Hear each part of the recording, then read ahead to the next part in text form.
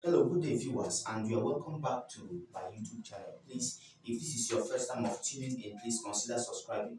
Alright, in this series, we're going to be looking at quadratic equations, and we're starting off, this is actually the first part of this series. So, in this question now, we are given this. So, find the value of x for which 9 raised to the power 2x plus 9 is equal to 1.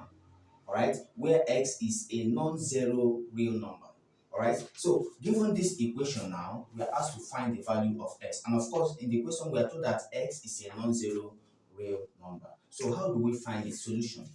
We have that 9 raised to the power 2x plus 9 is equal to 1. But I want you to understand that according to indices, 1 can as well be equal to 9 raised to the power 0. Very important. So if that is true, we can now say that 9 raised to the power 2x plus 9 is equal to 9 raised to the power 0. Now, whenever we have something like this, such that on the right and on the left they have similar bases, the base 9 can cancel the base 9 here.